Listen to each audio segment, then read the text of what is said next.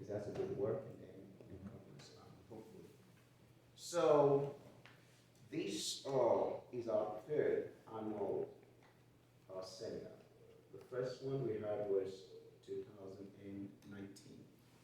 And we had the second one, 2020, that was on Zoom, and this is the third one.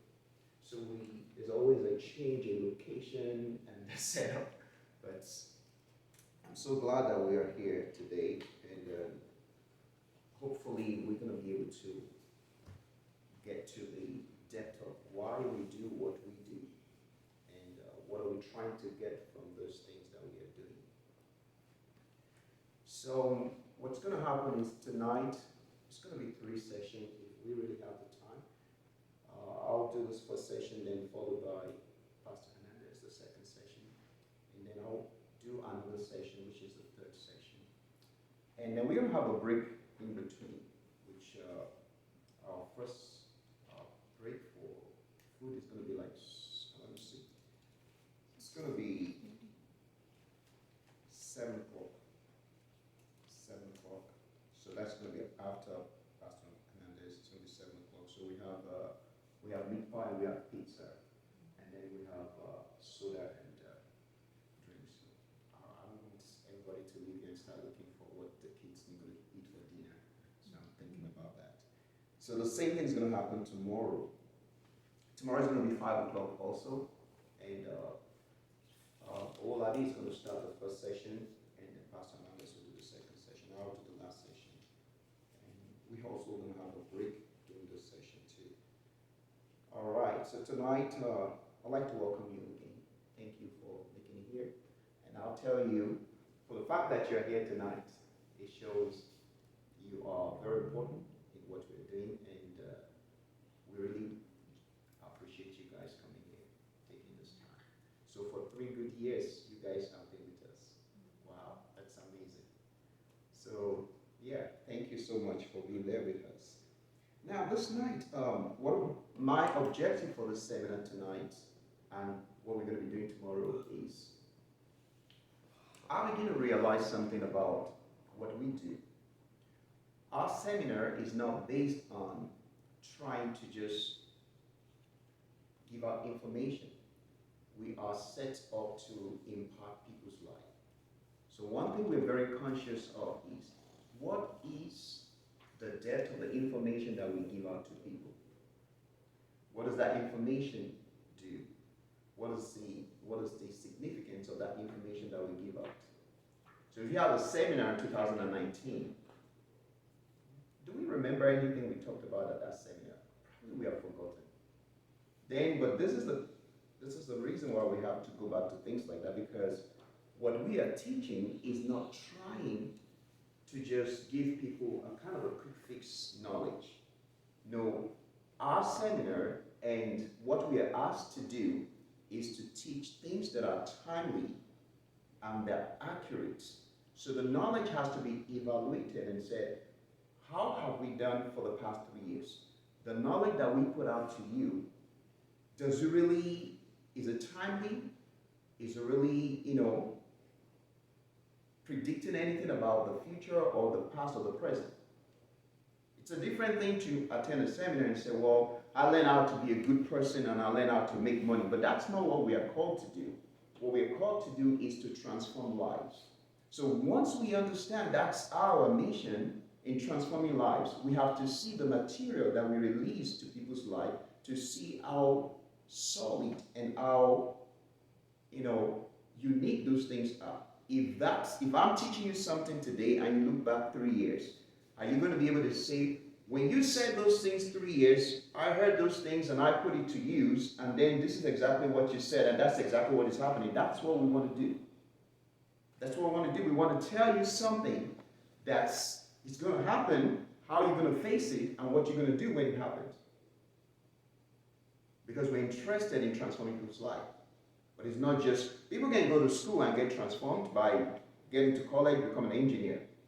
But that knowledge does not predict the future and give them a certainty about things they didn't know about the future. So our seminars and our teaching is based on those things. So tonight, what I'm going to do tonight is I'm going to take us back to 2019. We had our first seminar. What did we talk about? It's not, so this is what I realized. The process of transformation is not necessarily about putting out a new material. Oh, now I have something new to teach you. Now, that's not what transformation is about. Transformation, it's about understanding and applying the right concepts or the principles that are timely, number one, and then also essential. So the knowledge must be timely and then must also be essential. It has to be a necessity that people understand these things that we're talking about so that they can use that to get themselves transformed. Now, having said that, let me re-emphasize our vision. Our vision is to impart knowledge that is powerful enough to transform individuals, organizations, and a nation. How do we do that? We understand and we acknowledge that if you can transform an individual, that individual carry enough potential to change a community, a society, or an organization or a nation. Individual power. But what we do is we try to see the potentials in people even if they can't see it in themselves. We try to bring it out and say, you can do this. If only you adhere to those principles. So we so much believe in the fundamentals of principle to help transform life. And our goal is to impact over 250,000 within the time frame like 10 years. So this is our third year. And somebody said, can you really, is it going to happen? In 10 years, you want to impact 250,000 people? How are you going to do it? Well, this is something about the vision that we have.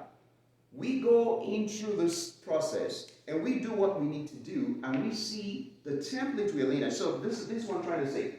What we're doing here today is kind of a template. If we miss it somewhere, we're going to learn from it and say, well, that's the reason we didn't achieve our goal. So why didn't we achieve our goal of starting at 5 o'clock today? Well, because we didn't set up things ahead of time. So we learn from that process. And then we see, okay, it's not that we cannot achieve the goal, but we find what are the limitations. Why didn't we achieve the goal? So we still stand by the goal that 250,000 that we want to impart within 10 years. It might be more than that, but that's the goal. So for the first 3 years, where are we still standing as an organization? We're still standing at the point of trying to acquire the knowledge that is necessary to build the future that we're trying to take people to. That knowledge is very important because that's what our substance of, that's what we trade. We're not trading information. We're trading knowledge unique enough to transform people. So if that knowledge is not unique enough, nobody's going to be transformed. It's going to be, I heard it somewhere before, what you're saying, it's not really a big deal, but that's not what we're doing. We're saying things that are really essential and critical to the time in which we live now and the future which we're going to. So that knowledge must be timely and it must be essential. So now, if I take you back to 2019, I'll show you what we talked about in 2019. And that's what I'll do at this first session. The second session, I'm going to take us back to 2020. Because now we are on a journey. It's not as if everything is, separate. It's a journey. Where we start 2019, we build on that same concept on 2020. We're building on the same concept now, and then that predicts where we're going to be in 2022. So we need to know that we are moving towards a destination. How do we get there? What do we do? What are the things we need to do to get to that destination? So now, let me use this. In 2019, the first seminar, we talked about the manifest. I remember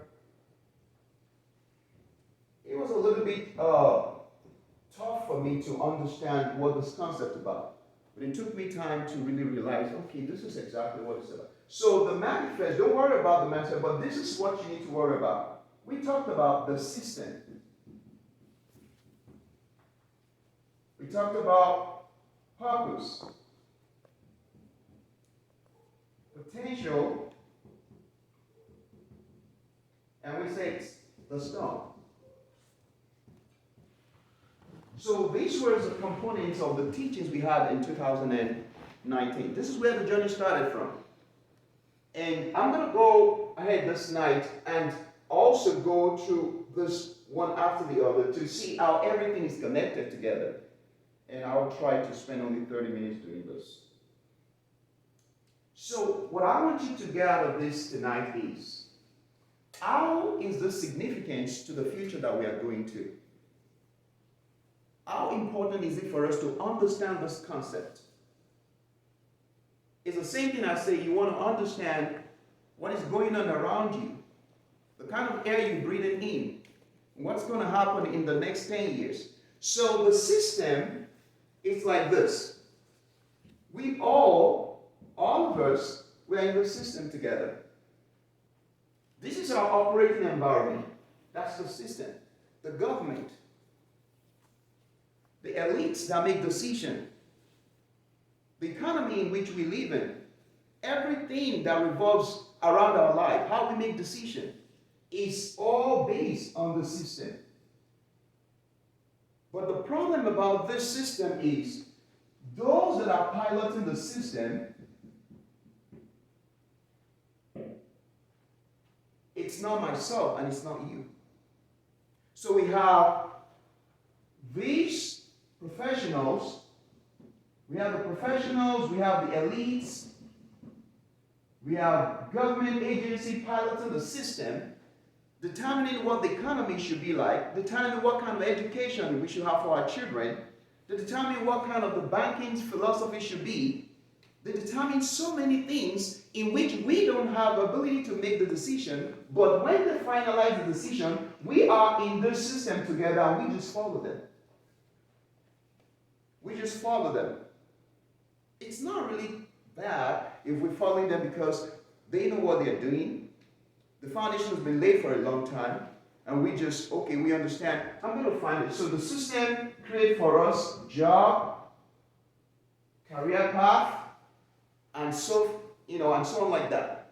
So what we do following the system is, because the system created a job for us, we decided to follow this pattern. And we can come to realize, all right, let me pause a little bit and welcome the old ladies. All right, you guys have, enjoy yourself, relax yourself, and then, so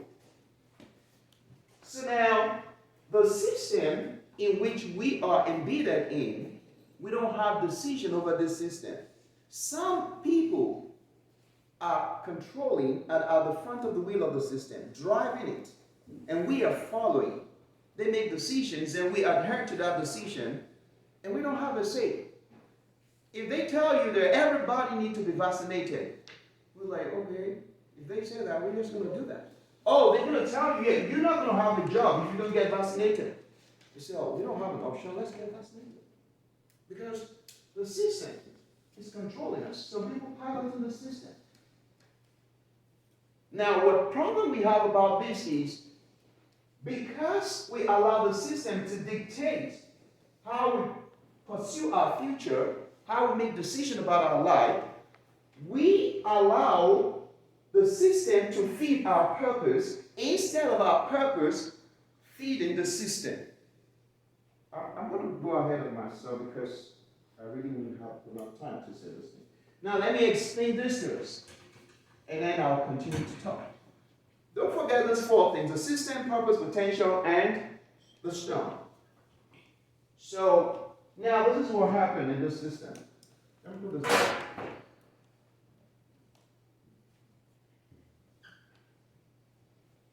And then we have this.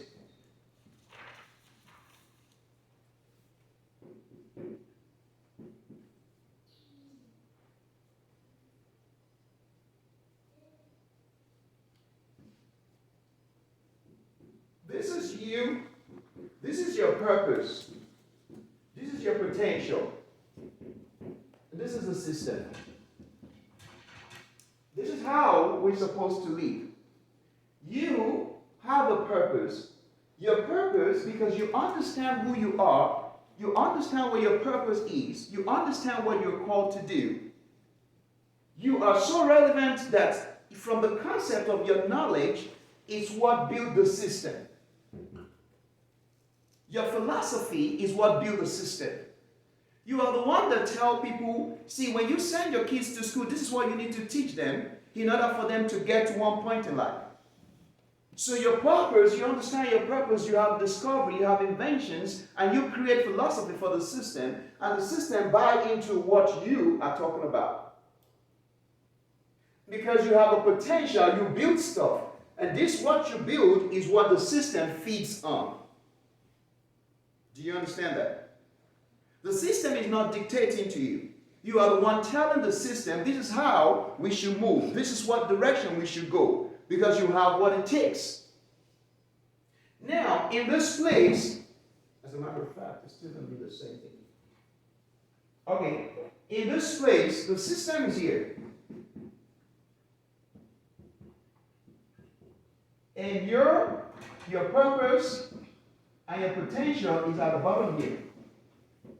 So what happened here, the system dictates to you. Here, you are very relevant to the system because the system depends on you. You are Dr. Fauci that tells us we need to vaccine.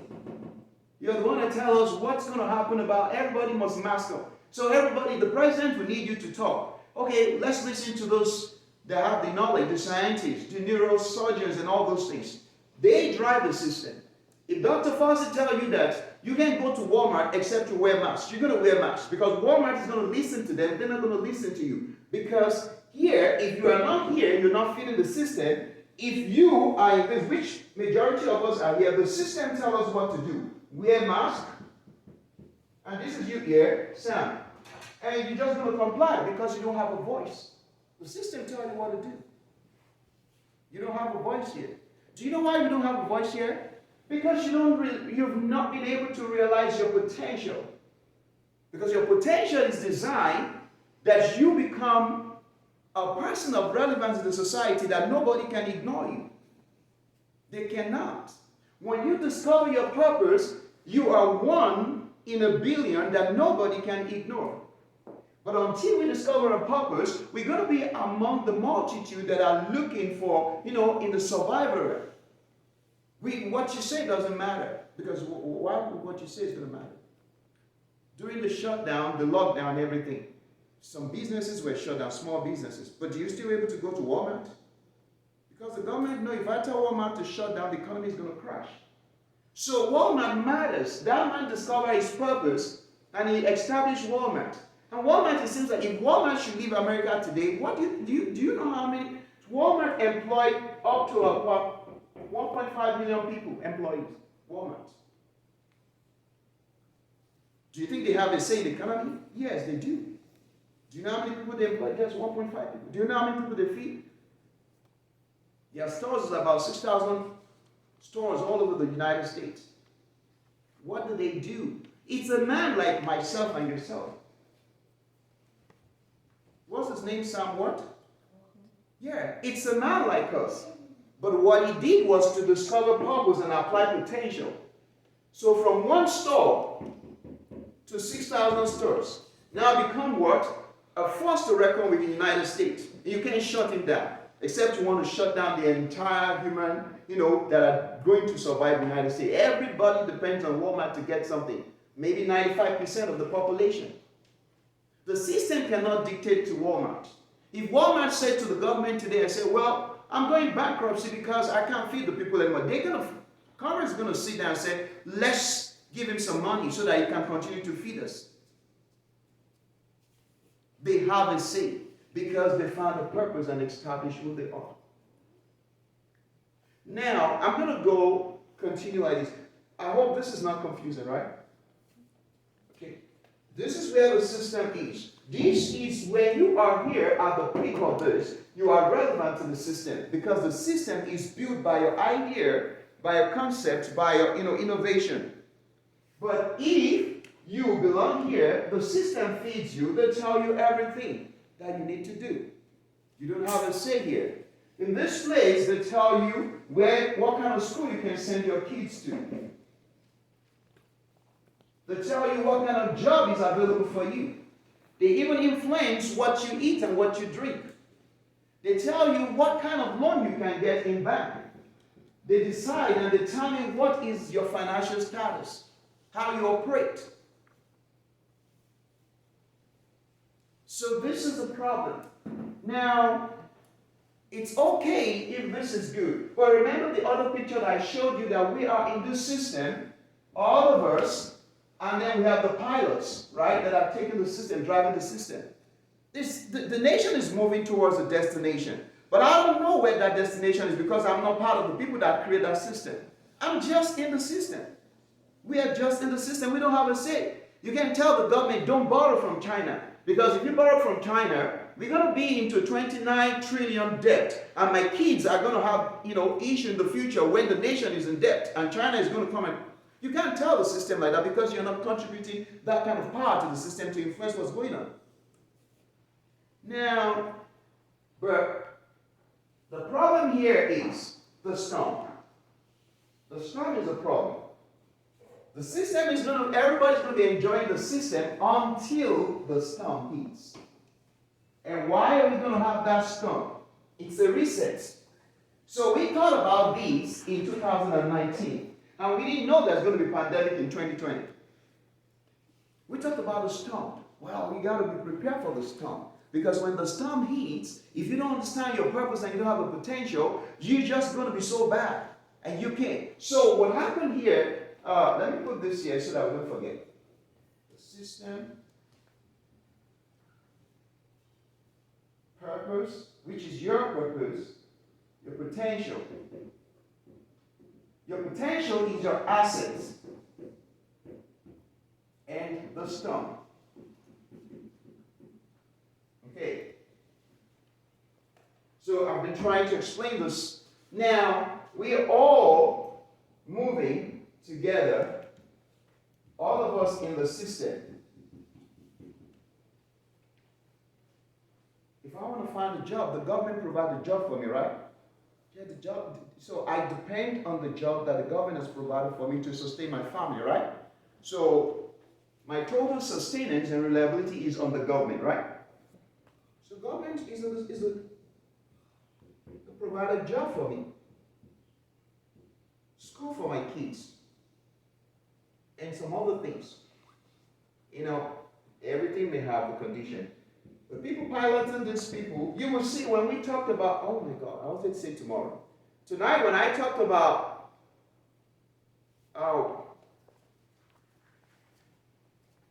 the future of the world, which we did in 2020, you got to realize, so these are piloting the system. Now, they are professionals. They are educated. They are the elite of the society. They contributed to the quota of the government. Because why? Government was only able to employ 22 million people. The private sector employed 122 million. So these people in the private sector are part of the people here, the elites that are controlled. I just talked about Walmart. So the government can only cater for 22 million workforce. The private sector, they are the one pushing the economy. So some of them are here making decisions, what needs to happen, what needs to be done. But the storm will come because the foundation of the system, it's going to expire. Some of the principles, some of the belief system, some of the economic policy and things they've been doing, it's going to expire. Because some of them is not founded on the right notions. It's going to come to a point in time it doesn't work anymore. And there are so many things that will cause the storm. Like the pandemic came, is part of the storm. The pandemic. It was engineered by human beings because of the corruption of the mind of man. A corrupt, depraved mind. That's exactly what happens. When people become, overconsumed with their own ideology, thinking they have all knowledge and they can do anything. That's what's going to destroy the system. They're going to bring the storm. So they could engineer this thing and release it into the system, right? But we don't know. We're in the system. We don't know what they're doing at Wuhan. All right. That's not, this is just, now we have the economy, which Wolf the Wall Streets are the one on top of this. And this guy creates any kind of things just to make sure the economy is moving forward. Until you get deep into it, you see, how are they doing all those things? And even sometimes we say we're buying stocks. What are you buying when you're buying stocks? Somebody said, I have a company, and I predict my company is going to be higher up there. So I'm selling to you stocks. Come pay money. You're not buying anything at that point in time. You're just buying what I'm telling you that's going to happen. But yeah, because I want to make money, I'm going to buy it. At the end of the day, if that doesn't happen, so the government is going to say they're going to declare bankruptcy. What happened to your money? Nothing.